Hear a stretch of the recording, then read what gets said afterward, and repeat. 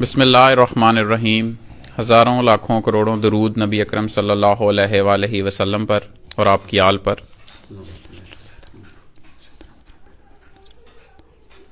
Pigeon sports magazine کی جانب سے آپ کی خدمت میں حاضر ہیں.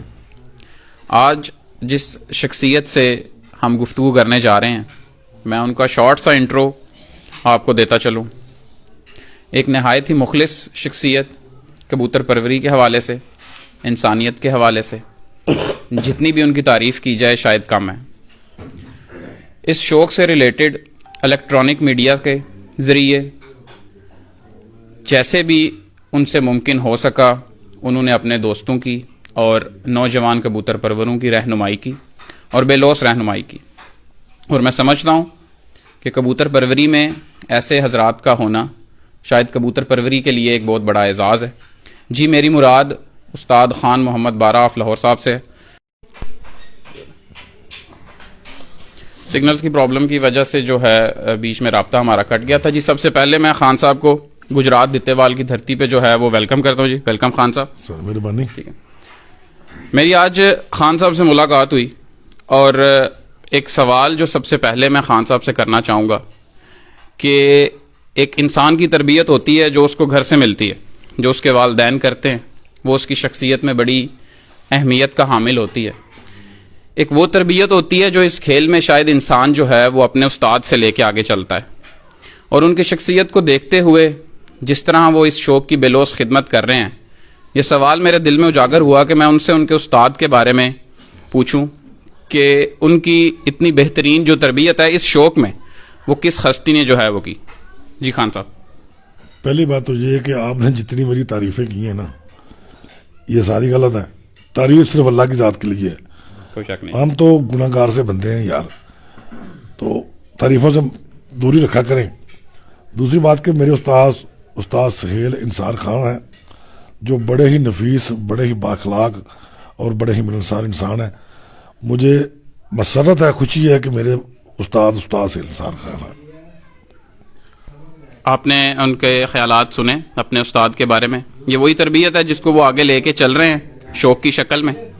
اور اب میں خان صاحب کا زیادہ وقت نہیں لوں گا. ایک سوال ہے ہمارا کبوتر پروری کے حوالے سے کہ جو ہے کبوتروں کی دیکھ بھال خصوصاً جس طرح ٹھنڈ پڑ رہی ہے اس ٹھنڈ کے موسم میں ہم خان صاحب کی رائے لینا چاہیں گے کہ کبوتروں کی جو دیکھ بھال ہے وہ کس طریقے سے کی جائے. جی خان صاحب. دیکھیں جو آپ کا جو سوال ہے نا اس میں بہت ساری ایکسٹینشن ہے. وہ اس طرح کہ ہر شہر کا اپنا ایک ٹیمپریچر ہے، ایک ویدر ہے ان کے مطابق ان کی دیکھ بھال کرنی پڑے گی. جو گرم علاقے کے شہر ہیں وہاں کبوتروں کی سردیوں میں دیکھ بھال کرنا ذرا آسان ہوتا ہے. جو سرد شہر ہیں جہاں زیادہ سردی پڑتی ہے، اور بعض شہر تو ایسے بھی ہیں جہاں ٹیمپریچر مائنس میں چلا جاتا ہے، وہاں ان کا طریقہ کار مختلف ہے سنبھالنے کا. ہم ایک ہی طریقے سے ہر شہر میں کبوتر نہیں سنبھال سکتے سردی سے بچانے کے لیے. سب سے پہلی بات جو اس میں موٹی موٹی باتیں ہیں وہ میں آپ کو بتا دیتا ہوں جو ہر جگہ جن کی ضرورت پڑتی ہے. سردیوں سے پہلے نا کبوتروں کی ڈی ورمنگ لازمی کریں. اگر آپ کے کبوتروں کے اندر کیڑے ہیں نا، آپ سونا کھلائیں، چاندی کھلائیں، وہ کبھی تندرست نہیں رہیں گے. ڈی ورمنگ کرنے کے بعد ان کو اینٹی بایوٹک کے کورس کر لیں.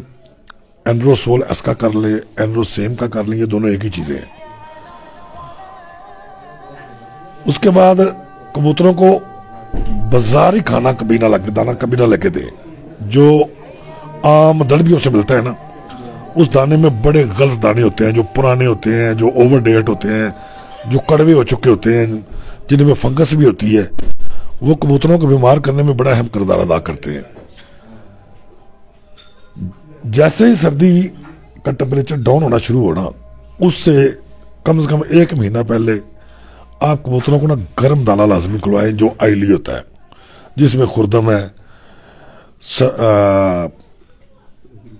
کیا نام اس کا، سفید تل ہے، السی ہے، موٹ ہے، توریا. یہ 5 چیزیں اگر آپ مکس کر کے کبوتروں کو ڈالیں گے نا، لیکن اس میں نا ایک خطرہ بھی ہوتا ہے. 1 گلاس 40 کبوتروں کو اس سے زیادہ نہیں ڈالنا چاہیے. اور اگر جب یہ ڈال رہے ہیں آپ تو جیسے ہی ٹمپریچر 26-27 پہ جائے اس کو فوری بند کر دیں, ورنہ کبوتر سارے ہری بیٹھے کرنے شروع کر دیں گے اور بیماری کی طرف چلے جائیں گے, کیونکہ بہت ہیٹ دیتا ہے اندر سے. دوسری بات, کبوتروں کو اتنی تعداد میں زیادہ نہ رکھیں کھڈوں کے اندر کہ وہ ایک دوسرے سو نہ سکیں, ایک دوسرے کے لیے مشکل پیدا کریں. وہ کبوتر کبھی بھی تندرست نہیں رہیں گے. دیکھیں جو جانور سٹریس میں رہتا ہے نا, جو ذہنی ٹینشن میں ہے, پریشانی میں, وہ کبھی بھی فزیکلی ٹھیک نہیں رہ سکتا. نہ اس کی خوراک اسے ہضم ہوتی ہے, نہ وہ اچھے طریقے سے سو سکتا ہے, نہ وہ اچھے طریقے سے اس کا بہیو رہتا ہے. دوسری بات, سردی میں کسی بھی صورت مٹی کے برتن میں پانی نہیں ڈالنا چاہیے, کیونکہ جو مٹی کے برتن ہوتے ہیں نا, ان کی تاثیر ہوتی ہے کہ وہ پانی کو ٹھنڈا کر دیتے ہیں. اس کی تاثیر کو اوپر سے ایک سردی اور ٹھنڈا پانی بھی پلا رہے ہیں, ٹھنڈی تاثیر والا, تو وہ بیڑا کر دیتا ہے کبوتروں کا. اور کبوتروں کو فل دروازے بند کر کے کبھی نہیں رکھنا چاہیے. جب بھی دروازوں کے آگے کوئی کپڑا وغیرہ لگائیں, اوپر کم سے کم آدھا فٹ نہ گیپ چھوڑیں تاکہ ہوا کی سرکولیشن ہوتی رہے, وینٹیلیشن ہوتی رہے.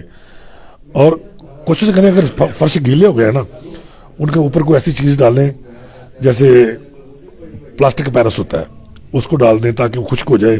اور پلاسٹک پیرس جو نمی کو چوس لیتا ہے وہ جلدی خشک کر دیتا ہے. جو کھڈوں کے اندر بچے ہیں ان کے اندر اگر جگہ گیلی ہو گئی ہے تو ان کے نیچے بھی پلاسٹک پیرس ڈالیں, وہ فوری طور پہ اس پانی کو چوس لیتا ہے اور خشک ہو جاتا ہے. جی میں خان صاحب کی آپ لوگوں نے باتیں سنی, بڑے اچھے اور بڑے مختصر وقت میں انہوں نے کافی جو ہے وہ نوجوان کبوتر پروروں اور بلکہ سارے کبوتر پروروں کو جو ہے وہ سردیوں کے موسم کے بارے میں آگاہ کیا.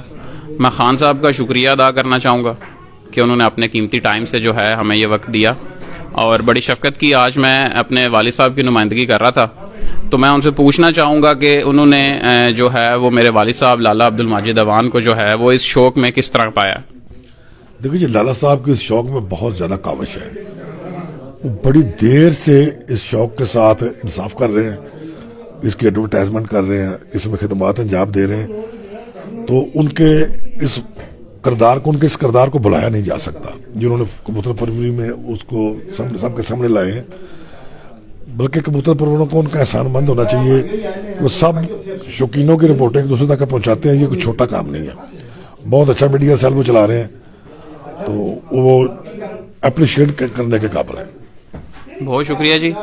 میں آپ کو بتاتا چلوں, میں آج اپنے والد صاحب کی نمائندگی کر رہا تھا اس تقریب میں. وہ اپنی ایک نجی مصروفیت کی وجہ سے جو ہیں وہ اپنے گاؤں میں گئے ہیں, اور میں آپ دوستوں کا بڑا شکریہ ادا کروں گا کہ آپ لوگ ہمارے ساتھ اس تقریب میں بنے رہے. اور ایک بار پھر میں جو ہے وہ خان صاحب کا بہت زیادہ شکریہ ادا کروں گا. آپ کو اور بتانا چاہتا ہوں, میرے بیچ میں مجھے رہ گئی تھی. جی جی. جن علاقوں میں ٹمپریچر مائنس میں جاتا ہے نا, وہ سردیوں کی سٹارٹ میں یہ گرم دانا شروع کر دیں اور اینڈ تک ڈالیں. ان کے کبوتر کبھی بیمار نہیں ہوں گے, لیکن شرط یہ ہے کہ کسی کے اندر پیٹ کے کیڑے نہ ہوں.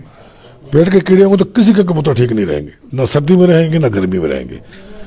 اور اس کے لیے میرا کالم لکھا ہوا ہے, وہ آپ لگا دیں اپنے, وہ پڑھیں کیڑوں کو کیسے تلف کرنا ہے کبوتروں کے اندروں سے, کیونکہ بہترین طریقہ وہی ہے. اس کے علاوہ اکثر ہوتا یہ ہے کہ لوگ ڈی ورمنگ کر دیتے ہیں, اسے کیڑے مرتے نہیں. وہ آپ خود کو راضی کر لیتے ہیں کہ جی ہم نے ڈی ورمنگ کر لیا, لیکن وہ فائدہ کوئی نہیں ہوتا. ختم نہیں, وہ کیڑے مرتے ہی نہیں. دیکھیں جو پیٹ کے کیڑے نا, یہ 4 قسم کے ہوتے ہیں. دنیا میں ایسی ابھی تک ایسی کوئی دوائی نہیں بنی جو ایک ہی دوائی سے چاروں مر جائے. اپنا پاکستان, انڈیا, سری لنکا, بنگلہ دیش, یہاں کے جو کبوتر ہیں نا, ان میں 4 قسم کے کیڑے پائے جاتے ہیں. جو یورپی ممالک کے کبوتر ہیں ان کے کیڑوں کی قسمیں اور ہیں. جو یورپ میں میڈیسن ملتی ہے نا کیڑوں کو مارنے کے لیے, وہ پاکستان میں کبھی یوز نہیں کرنی چاہیے. وہ ان کیڑوں کے لیے ہوتی ہی نہیں.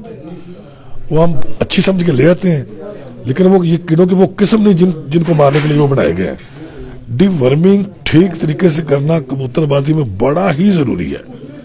اگر آپ ٹھیک طریقے سے ڈی ورمنگ کر لیتے ہیں تو سمجھ لیں کہ 95% بیماریوں سے بچ گئے. جی موٹا موٹا میں بتا دیتا ہوں. آکساویکس لیں, فی کبوتر کو آدھا سی 5 cc پانی ملا کے ہاتھ سے دیں اور 2 دن لگاتار دیں. اس کے بعد جب 12واں دن ہو, 12ویں دن پھر ایک بار یہی عمل دہرائے. آدھا سی آکساویکس, 5 सीसी या 6 सीसी पानी मिला लें। उसकी वजह पता है क्या है, जो आप पहले दिन दवाई देते हैं ना कीड़ों को, जिन कीड़ों के लिए मारने के लिए वो बनी है ना, उनको पहले दिन ही मार देगी। जो कीड़े उस दवाई से नहीं ना मरते, वो अदमुए हो जाते हैं, यानी कि मरो जैसे हो जाते हैं, लेकिन मरे नहीं होते। जब दूसरे दिन आप उनको डोज देते हैं तो वो भी मर जाते हैं। 12वें दिन करने की वजह यह है कि जो एक किस्म है कीड़ों की, जो वजूद के अंदर अंडे दे के अंदर ही बच्चे निकाल लेती है, उन अंडे नहीं मरते दवाई से। वो जब आपने दवाई दी है वो सारे कीड़े मर जाते हैं, अंडे रह जाते हैं। अंडों में 1 हफ्ते में उनके बच्चे निकल आते हैं, सारे वो इस काबिल हो जाते हैं कि प्रोसेस स्टार्ट हो जाता है। अगर आप 12 दिन बाद फिर करेंगे ना, तो वो बिल्कुल वो भी खत्म हो जाएंगे, जो बच्चे निकले होंगे अंडे नहीं होंगे, वो भी अंडे देने के काबिल नहीं होते। फिर मुकम्मल तौर पे कबूतर साफ होता है। जी, आपने खान साहब की बातें सुनी, मैं खान साहब का बड़ा शुक्रिया अदा करना चाहूँगा कि उन्होंने टाइम दिया और जिस तरह से वो एक रहनुमाई करते चले आ रहे हैं। आज उन्होंने हमारे मैगज़ीन के चैनल से जो है वो लाइव आकर आप लोगों को जो कबूतरों की सर्दियों में देखभाल है उसके बारे में कुछ आगाही दी। मैं उम्मीद करता हूँ कि आप लोग इन चीज़ों को समझेंगे और अपने कबूतरों की जो देखभाल है वो अच्छे तरीके से करेंगे। समझना है वो मुझे फेसबुक पे, व्हाट्सएप पे रब्ता कर सकता है। कोई भी किसी ने भी बात पूछनी हो, किसी पार्टी का बंदा हो, किसी भी महकमे से हो, किसी भी शहर से हो, पूछ सकते हैं। यही बात जो मैंने पहले कही थी कि ये खान साहब का बहुत बड़ा पन है। बहुत कम लोग हैं जो इतना ओपनली आके और इतना जो है वो खुले तरीके से आप लोगों को चीज़ें समझाते हैं। तो मैं खान साहब का शुक्रिया अदा करना चाहूँगा कि गुजरात की सरजमीन पे इतना बड़ा नाम आज हमारे साथ है। आप इन तारीफों के काबिल हैं जी। इंसान का नाम और उसके इखलाक जो हैं वो बंदू को बोलने पे मजबूर करते हैं। इंसान को गुमराह करते हैं यार। तकब्बर आता है और तकब्बर खुला दुश्मन है इंसान का, तकब्बर से बचना चाहिए। आप देख सकते हैं ये खान साहब का जो है बड़ा फन है। मैं फिर इनका शुक्रिया अदा करूँगा। अल्लाह पाक इनको बहुत खुशियाँ दें और वो इस शौक़ की जो खिदमत है वो इसी तरीके से करते रहें। अस्सलाम वालेकुम।